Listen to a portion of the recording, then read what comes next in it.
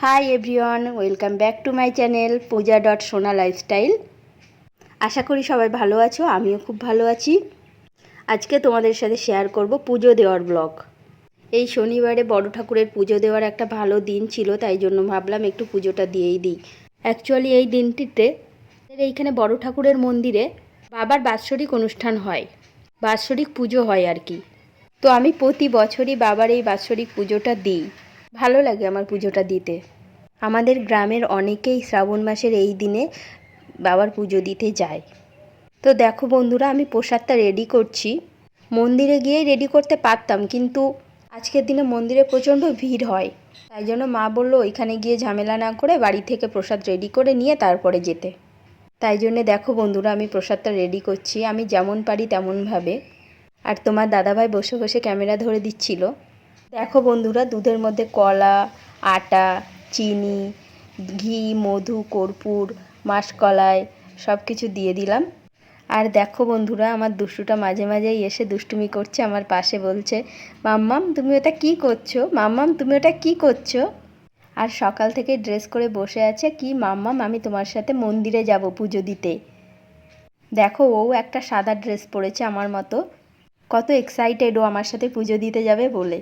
ওর মায়ের শরীরটা খারাপ, তাই জন্য ওকে রেডি করিয়ে দিয়েছে, বলল যে মাম্মামের সাথে যেতে, তাই জন্য ও আমার সাথে যাবে বলে আমার আশেপাশে শুধু ঘুরঘুর করছে। এবার দেখো বন্ধুরা, আমার সব কিছু রেডি করা হয়ে গেছে। এবারে আমি প্রসাদটা মাখবো। মায়ের কাছে ছোটোবেলা শুনেছি যে প্রসাদ মাখার সময় যেন প্রসাদের গন্ধটা মুখে নাকে না আসে, তাই জন্য দেখো আমি নাকে কাপড় দিয়ে প্রসাদটা মাখতে শুরু করলাম। প্রসাদটা রেডি করতে গিয়ে আমার অনেকটা লেট হয়ে গেছে, অলরেডি দুপুর 12:30 বেজে গেছে। একা একা সব কিছু করছি তো ওই জন্য একটু লেট হয়ে গেছে। অনেকে পুজো দিতে আসবে তো ওই জন্য ঠাকুরমশাই একটু লেটে পুজো বসবে। দেখো বন্ধুরা, আমার সব রেডি হয়ে গেছে, আমি বেরিয়ে পড়েছি পুজো দেওয়ার উদ্দেশ্যে। দুষ্টুটাও দেখো আমার সাথে বেরিয়ে পড়েছে। মন্দিরটা আমাদের পাশেই আছে, ওই জন্য আমি হেঁটে হেঁটেই যাব। দেখো বন্ধুরা, আমি আজ শাড়ি পরেছিলাম, শাড়ি পরে পুজো দেওয়ার উদ্দেশ্যে বেরিয়ে পড়লাম। কেমন লাগছে আমাকে শাড়ি পরে প্লিজ জানিও বন্ধুরা। অ্যাকচুয়ালি শাড়ি আমি একটু কমই পরি, যখন খুব প্রয়োজন হয় তখনই শাড়ি পরি। এই দেখো বন্ধুরা, বাবা গ্রহরাজের বিগ্রহ খুব সুন্দর করে সাজিয়েছে বাবাকে। আর এইখানে দেখো আরতি হচ্ছে, এটা হচ্ছে মায়ের মন্দির। আমি মায়ের এইখানেও পুজো দিয়েছি, আগে মায়ের এইখানে এসে অঞ্জলি দিয়েছি, তারপরে বাবার ওইখানে গেছি।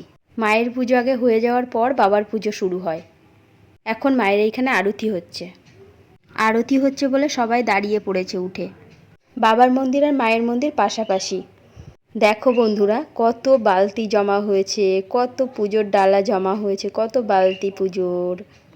পুজো শেষ হতে হতে 4:30 বেজে গেছিলো, আর বালতি বেরোতে গিয়ে 5টা বেজে গেছিলো। কিন্তু কি অদ্ভুত ব্যাপার জানো তো বন্ধুরা, আমার না একটু খিদেও পায়নি, একটুও কষ্ট হয়নি, কেন কে জানে।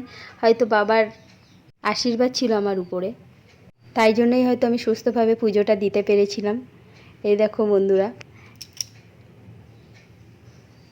কী আর করবো, কাজ তো পাচ্ছিলাম না বসে বসে, তাই জন্য একটু ভাবলাম আমাকেও তোমাদেরকে দেখাই।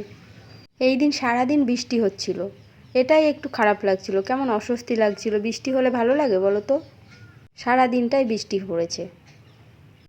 এবার দেখো বন্ধুরা, হোম শুরু হচ্ছে।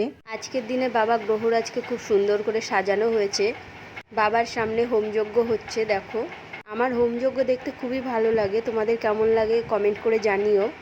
পেছনে সবাই বসেছিল, আমার জন্য তারা দেখতে পাচ্ছিল না, তাই জন্য অল্প টাইমের মধ্যে যেটুকু পেরেছি তোমাদের সামনে তুলে ধরার চেষ্টা করেছি। আর আমাদের দুষ্টুটা আমাদের সাথেই এসেছিল, তারপর ঘুমিয়ে পড়েছিল বলে ওর পাপাই ওকে বাড়িতে দিয়ে এসেছে। তো দেখো হোমটা হয়ে গেলে পুজো শেষ হয়ে যাবে। বন্ধুরা, আমার পুজো দেওয়া কমপ্লিট হয়ে গেছে, তাই জন্য এবার বাড়িতে ফিরছি। বাড়িতে এসে তুলসী তলায় প্রসাদটা রাখতে হয়। তুলসী তলায় রাখার সাথে সাথে তোমাদের দাদাভাই এসে বলছে যে কই আমাকে প্রসাদ দাও। ওকে একটু প্রসাদ দিলাম, ও খেয়ে নিল। এরপর আমিও ঠাকুরের প্রসাদ খেয়ে স্নান করে তারপর ঘরে উঠলাম। তো বন্ধুরা, ভিডিওটি আজকে এই পর্যন্তই। ভালো লাগলে প্লিজ লাইক করো, সাবস্ক্রাইব করো, প্লিজ আমার পাশে থেকো। তোমরা আমার পাশে না থাকলে আমি ইন্সপিরেশন কোথা থেকে পাবো বলো। প্লিজ আমার ভিডিওগুলো দেখো, লাইক করো, সাবস্ক্রাইব করো, শেয়ার করো, কমেন্ট করো। তো বন্ধুরা, দেখা হচ্ছে পরের ভিডিওতে। ততক্ষণে তোমরা সুস্থ থেকো, ভালো থেকো। আর হ্যাঁ, শাড়ি পরে আমাকে কেমন লাগছে সেটা অবশ্যই কমেন্ট করে জানিও কিন্তু। চলো টাটা।